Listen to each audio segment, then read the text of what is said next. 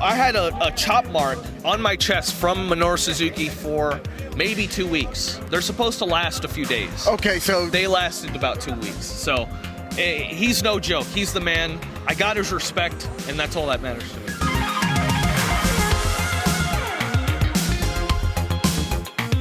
Hey guys, welcome back to another interview here on Tone In Entertainment. Today we're at Mayhem on Mills, and I'm joined by Robert Martyr. How you doing, Robert? How you doing, guys? I'm ready for this interview. It's the first time I've been in Orlando as far as wrestling in probably over a year. So this is my first appearance in Orlando. Over a year, yeah. So it's pretty nuts. So Mayhem on Mills has got you sucked back down to Central Florida then. Well, absolutely. I mean, Mayhem on Mills for me has been always like, for me, the mecca of Orlando professional wrestling. You know, Central Florida has the WWE here. So you would think it would be like a major hotbed or something, but it's not necessarily the case. And for me, I think Mayhem on Mills is doing it right. So that's why I'm here. It's crazy. Like, you think Florida, because I come from South Florida, and there's not much going on, just one or two promotions down there that are doing stuff. And you think Florida, WWE, AEW in Jacksonville. Exactly. You would think it would be all over the place. But, some shows are few and far between as far as, like, the top-level quality. And for me, like, you're having some of the best wrestlers in Florida on the show. And, I literally live 10 minutes away from here. So I was like, why not? Why don't I come back to Florida to get a good match in? It's nice when you only have to, drive down the street, make a turn, and you're here at the show, right? Exactly. Why not? It's just get my head kicked in for $10. That's it. No. Well, speaking of getting your head kicked in, today you were in a big six-man tag. Yes, I am. Today you guys are going up against OAO. Uh-huh. You've got Daniel Starling. Yes. You got Action Jackson. Who are my tag team partners tonight. The thing is, Starling, I've known for such a long time. I've trained with him. I've had matches with him. We're really, really close. Action Jackson, I actually teamed with when I first started wrestling. And Action, he's been to Japan, he's been through Mexico, and a path that I'm trying to take. So it's going to be a good match, especially with all three guys, including the other team. So that's 6. Yeah, it's going to be a great match, in my opinion. Now, speaking of doing big things, I mean, you've had some run-ins with some very popular people in the industry as well. Daniel Garcia is one that comes to mind for me as well. Tell me a little bit about the Daniel Garcia experience. Oh, man. Well, Daniel's my friend. I really, really, really, really appreciate Daniel. He's done a lot for me. He's gotten me a lot of he's opened the door for a lot of things for me in my career. But,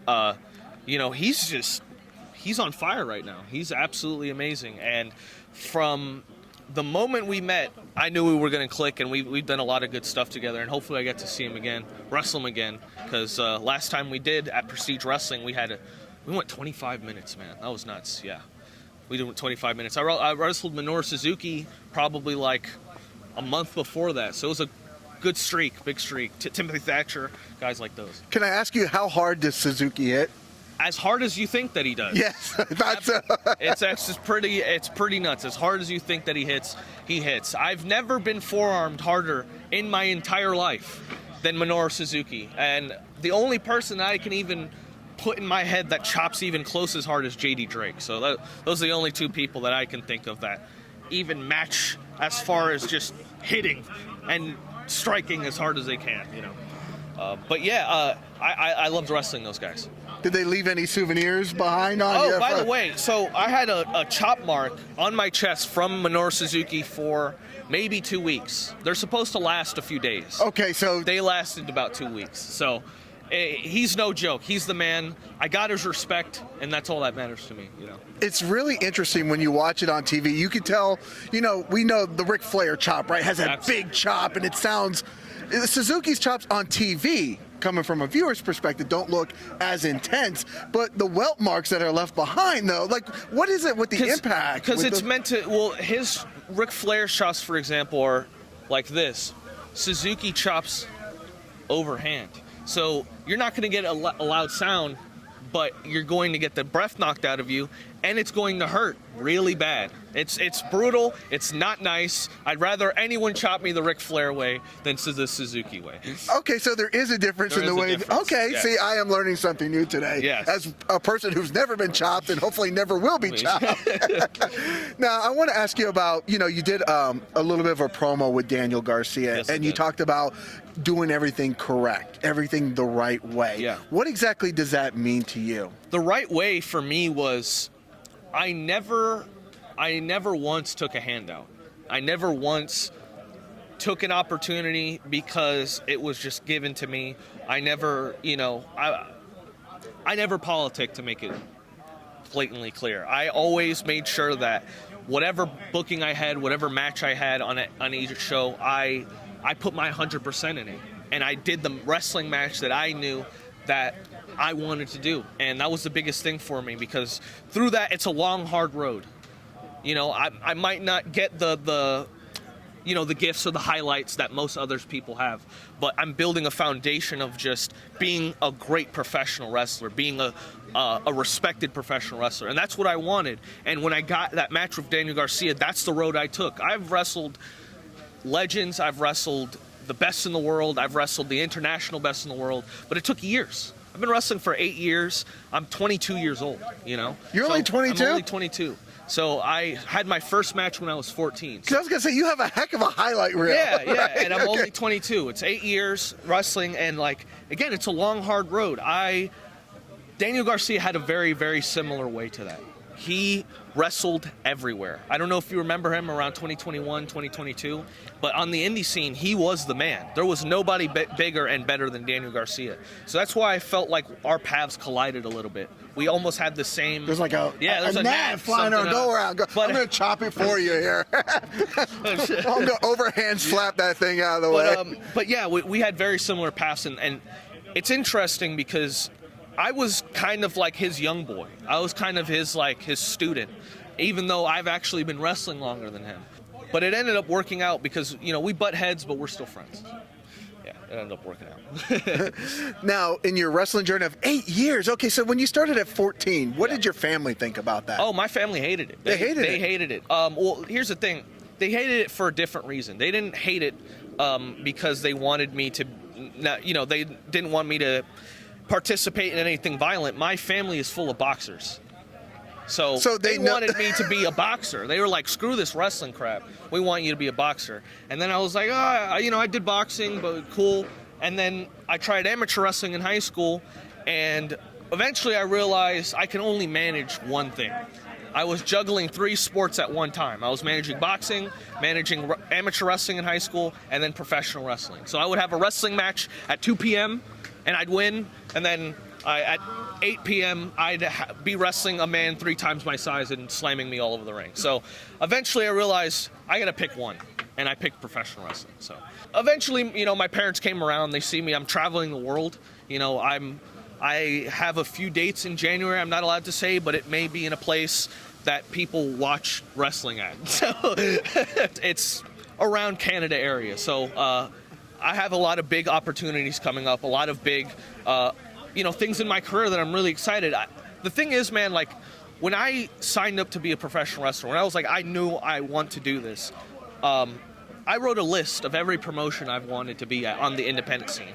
And as of this year, I have marked every single promotion from that list in America. Every single one I've wanted to be at. I've worked there multiple times, So I'm looking for a new challenge. I'm looking for something new, and maybe that means leaving the U.S. for a little bit and coming back as a new wrestler. I was going to say, a lot of people seem to gain a whole new experience level when they do leave the U.S. and travel somewhere. Absolutely. It's similar to the New Japan system. If you're part of the New Japan dojo and they feel like you have graduated, they'll send you on what's called an excursion. And you'll go to Mexico, or you'll go to Germany, or you'll go to the U.K., or America. So they send you away from the nest. That's what I think I need to do. I need to get away from the nest. So. Out of boxing, amateur wrestling, professional wrestling, what would you say is the hardest one out of the 3? Oh, man. I would probably say it's a tie between amateur wrestling and pro wrestling. Okay. I'd say for different reasons. Amateur wrestling, the mental toughness that you have to have. It would be probably 80 degrees outside, and our coach would turn it up to 105 or 100 degrees just to punish us for no reason. But it was so that we literally could not get tired. The conditioning, right? The mental toughness. I had to cut weight. Cutting weight is probably the worst thing I've ever had to deal with and experience. Cut weight was like, I was naturally a 165 guy. I was 165 pounds, and they were like, well, we have too many of that weight class, so you need to cut down to 145. That's 20 pounds that I had to cut. So it's a lot of weight. But with professional wrestling, I live at the airport. I'm always traveling. There's so many new places. When you wrestle, and you know this, and when you're in front of a crowd, it's not necessarily the same crowd that you're going to get in Philadelphia, then to Florida, then to New York. It's different places, so I have to wrestle like they've never seen me before. Okay. You know? So it's hard in many different ways. The travel, the road, I didn't have to deal with that in amateur wrestling, but man, I love everything. I love both, and professional wrestling truly is my life, so I'm happy either way. Where would you say is the rowdiest crowd that you ever wrestled in front of? Oh, man. The rowdiest? I would probably say San Francisco. Oh, okay. Yeah, San Francisco. Shout out to West Coast Pro Wrestling. Man, I wrestled a guy named Kevin Blackwood. I don't know if you've heard of him. Okay. And he's the man. Kevin Blackwood's the man. And that crowd bit on every single thing. That or New Jersey. New Jersey's pretty up there as well. That would make sense to me, yes. New Jersey's pretty up there. When I wrestled Suzuki, it was very hostile as far as like the fans being into it. I thought at one point a fan might get into the ring because how crazy it was going to get. So, man, being able to travel the world, you see so many different things. Like Texas is different from Philly, and Philly's different from New York, and New Jersey is different from Florida. You know what I mean? It's all different environment, different crowd, and you have to like adjust to that. Now, you started at 14, you're 22 here in 2023. Yes. What would you say the biggest lesson you've learned about yourself in that time frame has been? Failure is not a bad thing. Fail forward. Use failure as a means to reset yourself so you can move on and get through it. Because at the end of the day, if you don't fail, you don't succeed. You can't get one or the other. You can't just succeed. You have to have failure. You have to go to the drawing board. You have to be frustrated. You have to be discouraged. Sometimes I'll have a great match and I'll hate it. Sometimes, there's a lot of things that, as far as like your self-worth goes in wrestling. Like for me, the whole time when my Suzuki match had gotten announced, I didn't believe it. I told myself, it's a joke. I'm going to show up to the arena and they're going to prank me. Okay. It's not real. I don't deserve this match. I don't think I deserve it. And I didn't have any anxiety because I truly felt like I didn't deserve that match. But once I had it, I felt like, wow, I did it. I wrestled my hero. I wrestled a guy that I've been watching for years. And just fail forward, man. Don't attach your self-worth to your profession. If you want to be a pro wrestler, it's hard work. It's not a career. It's a lifestyle.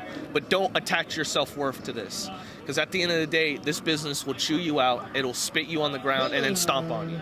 You know? So that's what I've learned. Like, it's okay to be wrong. It's okay to fail. That's how I got better. That's how I got into this position. I'll tell you a little story. I'll make it quick. We got time. When I first started, it was right before COVID happened and shut everything down. It was Mania weekend. They were about to have Mania weekend. Like here in Tampa, Yes, Florida. here in Tampa, yes. We were all planning to go there, right? Yeah. And at that time, I had lost about 30 pounds. I was, out of shape, and I dropped 30 pounds. I'd worked really hard to get to that weight, and I thought I was ready. I truly thought I was ready, and bam, COVID hit. Nobody can wrestle. And I look back and I'm like, I was so angry, so discouraged. I felt like, what did I do wrong? What am I doing wrong? Especially when I came back, from COVID. When I came back from COVID, nobody wanted to book me. I felt like everybody forgot who I was. You know what I mean? And I was so confused on like, what am I doing wrong? Is it my presentation? Is it my wrestling?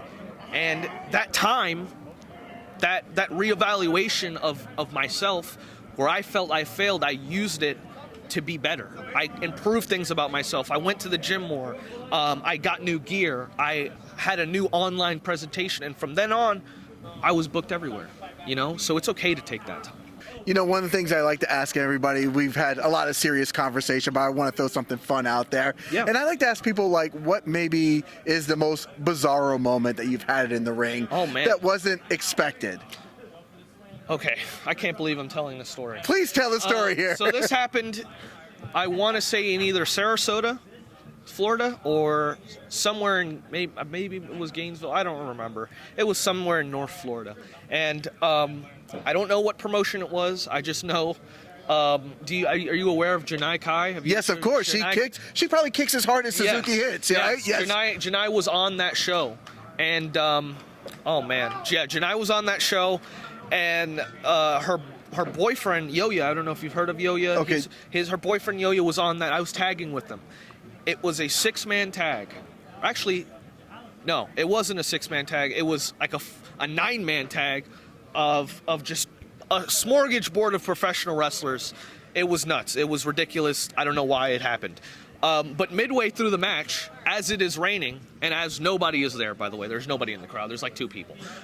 Jimmy Hart, the mouth of the South, comes out, who was selling merchandise, and walks his way, to the ring as the match is still happening. Everyone in the ring just stops wrestling, and we're all like, "What is he doing out here?" And he grabs the microphone. Again, this is not planned. This is not something that we had planned for. He grabs the mic and it's like, "Hey everybody, I just want to let y'all know this is a great professional wrestling match. I think the guys in the ring are some of the best I've ever seen in my life, but I got some merch tables over there. If you want to buy some Jimmy Hart merch of the best of Mouth of the South and the WWF Animal Hawks over there as well, make your way over to the merch table." And everyone who was there collectively stood up and left. And nobody was watching the match at that point. Absolutely, there was nobody watching the match. There was no audience to entertain. It was just too many people in the ring, and then it started pouring rain. So that was probably the most bizarre, confusing experience I've ever had, but I'm glad I had it because I can do a Jimmy Hart impression. It wasn't bad. So literally Jimmy Hart was pimping his merchandise. Yeah, he didn't care about us. He was just like, "I want to get my money." Shout out to you. I'm not mad at you, by the way. That's a gangster move. That's the most gangster shit I don't know if I can go. Absolutely. That's the most gangster thing I've ever seen. To this day, I never had the cojones to do that to anybody, let alone a whole 9 people in a match. It was the best. It was the best thing ever. Now, since we're here at Mayhem on Mills, if people haven't been to one of these shows, what are they missing out on? Oh, man. The mecca of Florida professional wrestling. In my opinion, this is the best show in Florida that you can go to. Tonight's free, today is free. We're at a beautiful location, beautiful sunshine. You're just gonna have fun, have a few drinks maybe, and enjoy like the best wrestling that you can get on an independent level in Florida. And that's why I'm here. I'm very selective when it comes to wrestling in Florida. And I chose Mayhem on Mills because, again, you have a guy like Serpentico who's on television day in, day out, having great matches. He just wrestled Eddie Kingston on a Collision. I think it was last night. So, again, this is genuinely one of the best places you can be in Orlando. I was going to say Serpentico versus Kylan King, yes. Impact Superstar, yes. as well in the main event here tonight. Yeah, and Kylan was in a great match yesterday at Spark Joshi. That was a really good thing for her. We have, again, the best wrestlers in Orlando. Yeah, it's a crazy lineup here. It's going to be action-packed for the 2 hours that's here. So is there anything else we should know before we let you go get ready for that 6-man tag tonight? Nothing yet, but if you guys want to follow me on the Apex RM on Twitter and Death2 TO Martyr on Instagram, and that's pretty much it, man. Thank you so much. There you guys go. Guys, if you like interviews like this with Robert Martyr, make sure you hit that red subscribe button so you can stay tuned in here to Tone In Entertainment for future videos. Subscribe to the channel. Do it. Go now. Do it now.